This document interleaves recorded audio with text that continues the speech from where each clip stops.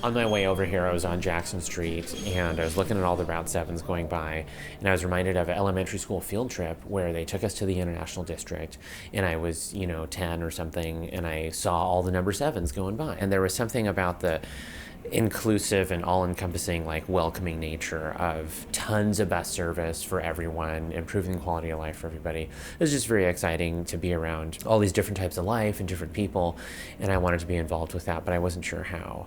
The 7 bus is one of the most popular buses in Seattle. It runs up and down the Rainier Valley on Rainier Avenue South and serves over 11,000 riders every day. That was Nathan Voss, and he's a bus driver in Seattle. Of all the routes he drives, the 7 is his favorite. I often say people are nicer on that route, which might seem hard to believe for those of us who've spent a lot of time on it.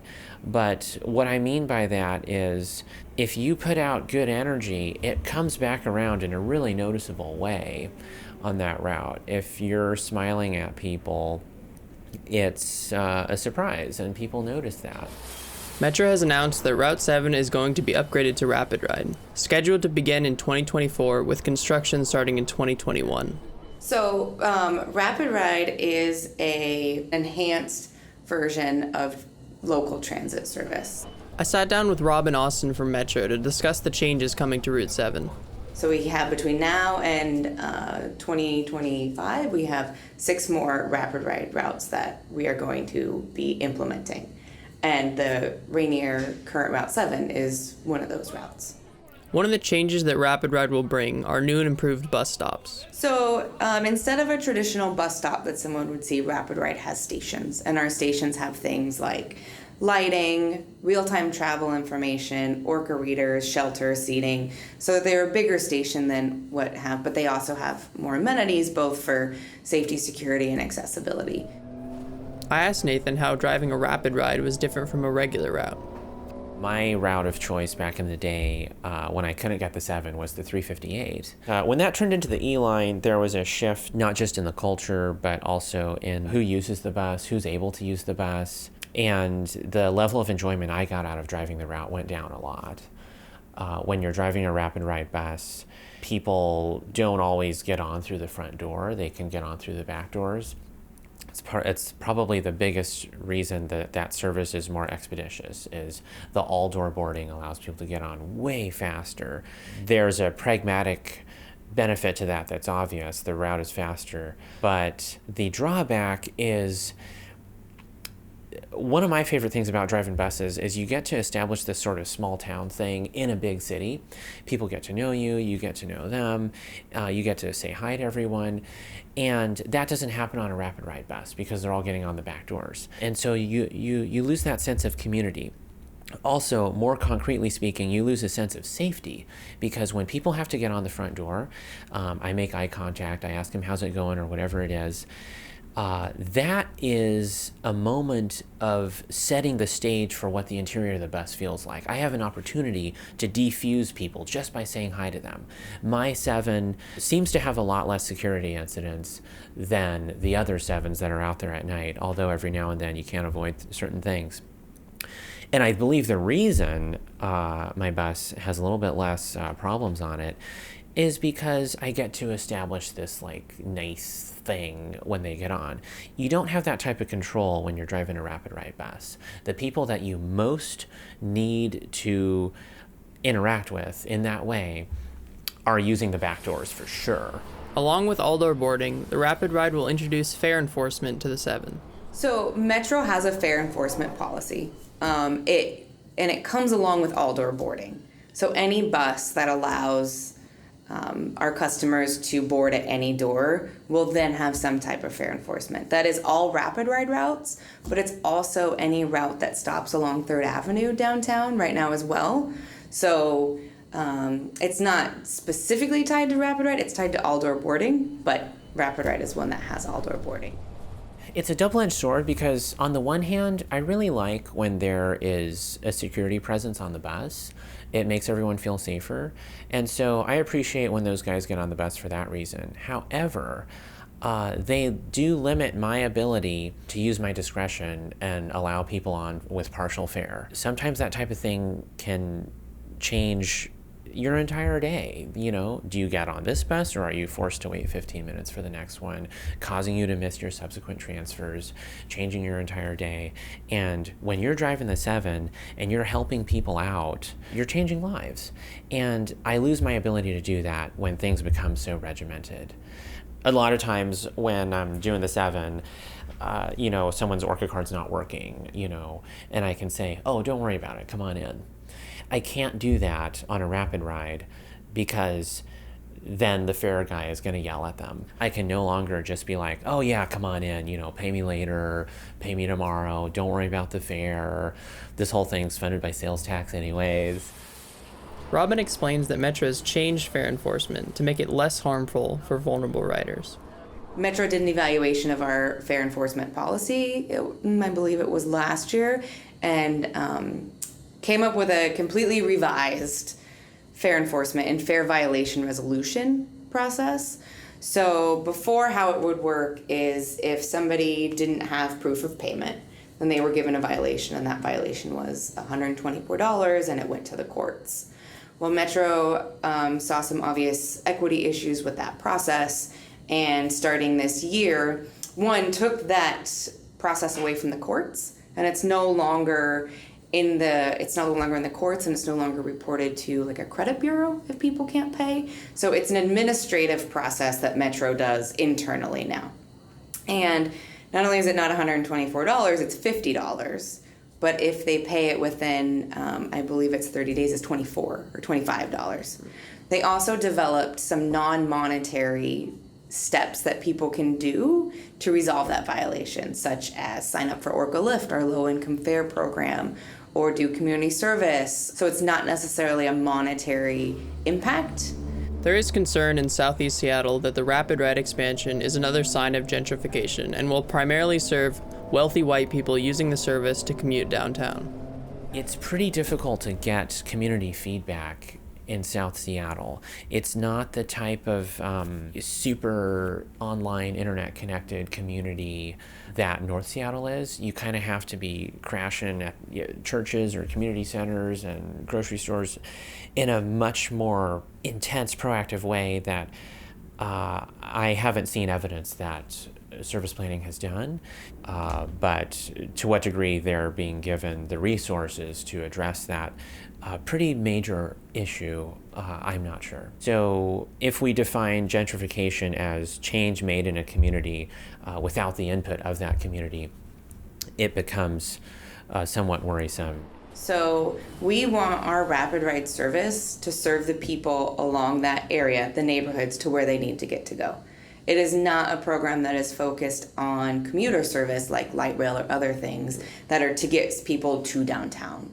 But we want to identify corridors and transit routes that have high ridership, like the Route 7, but it doesn't have a lot of reliability. Sometimes it comes every 20 minutes, sometimes will come in 2 minutes. So we want to make sure this is a high ridership route. It serves a community that is transit dependent. So we want to make sure that we're bringing them our best service and a reliable service.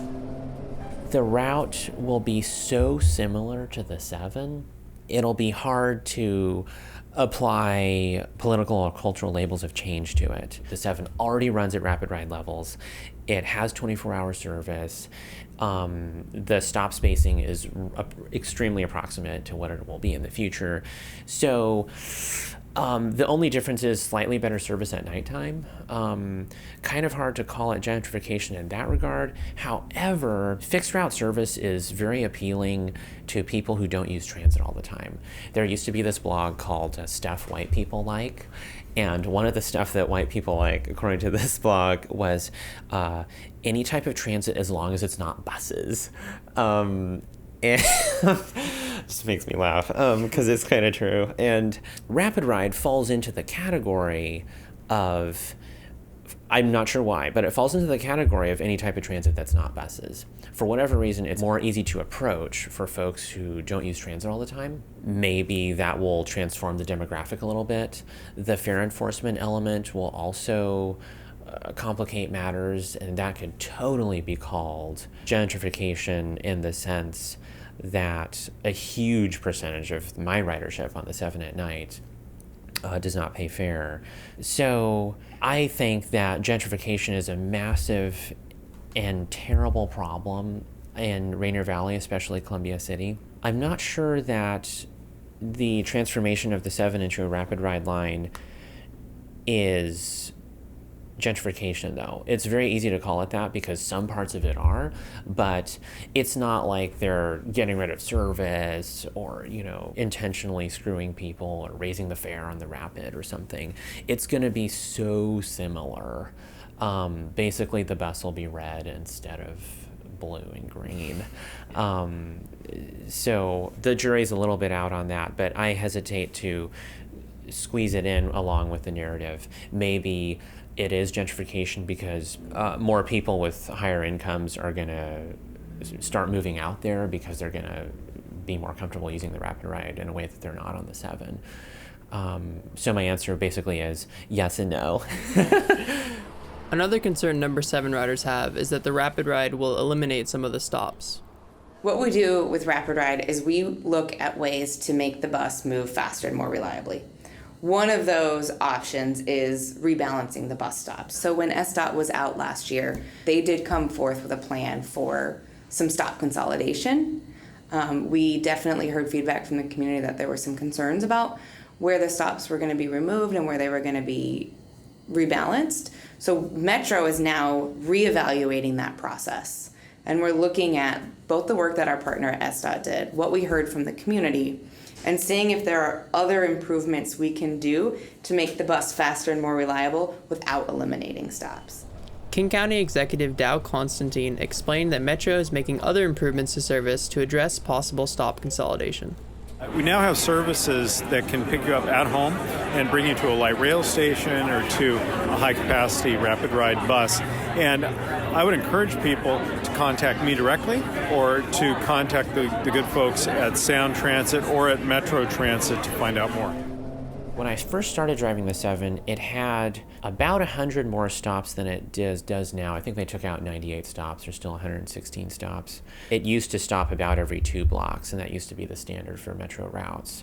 I find stopping every 2 blocks painful. It's very, it's extremely repetitive. The Route 5 is like that. The 50 is like that. These are old routes that they haven't updated the stops on.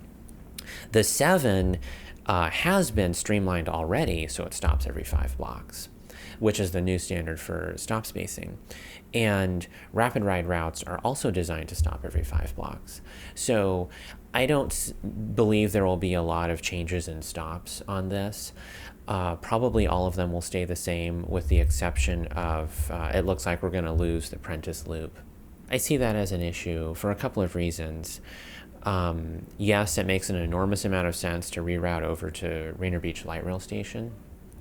But what the Rainier Rapid Ride is going to completely miss is that Rainier Ave and Seward Park Ave area that has the apartments, that has the retail, tons of people live there, or the various barbershops and restaurants on Rainier Ave in the vicinity of Seward Park Ave, or the points further south on Prentice Street. Okay, the other thing about this rapid ride that I just have to talk about is it won't be connected to the 49 anymore at nighttime. It'll be downtown to Rainier Beach only. That is not something that my evening passengers are going to appreciate. It isn't really two unconnected routes. It still is this flow of people on Broadway in the U District who have an interest in downtown, Chinatown, Vietnamtown, Rainier Ave. There's continuous ons and offs through the entire thing. It's a well-traveled corridor. And splitting it like that, so those nighttime people now have to wait for buses, is not going to help. It's not an improvement. Having said all of that, I love driving the 7, and my pick for what I'm going to drive for winter is coming up this Friday morning. Am I going to pick the 7? Of course I am. I'm going to pick it every night, and I'm really excited to continue being there, because even though I may not have as much fun driving the rapid ride version of it because I won't get to talk to all the passengers, it will be an improvement for the passengers with some large issues that I hope they address. When I was driving the 358, I used to drive the very first 358 for a while, 5:30 in the morning. And I would pick up people who had finished their dishwashing jobs, who got off work at 2:30, and they'd waited 3 hours for my bus to come. And now that the E-Line is rapid ride and 24-hour service, I know that those dishwasher guys don't have to wait 3 hours. They can actually go home and go to bed. And things like that are really wonderful. And I hope that the implementation of this service also offers similar sort of dividends for the people. That is up to the input of the community and the awareness and care of service planning and Metro at large. And so let's send them some emails and let them know how we feel. If you have any questions, comments, or concerns about the new Rapid Ride program, you can visit Metro's website at kingcounty.gov or call them at 206-553-3000. You can also check out Nathan's blog at nathanvoss.com, that's VASS. Or, of course, you can find him on the 7.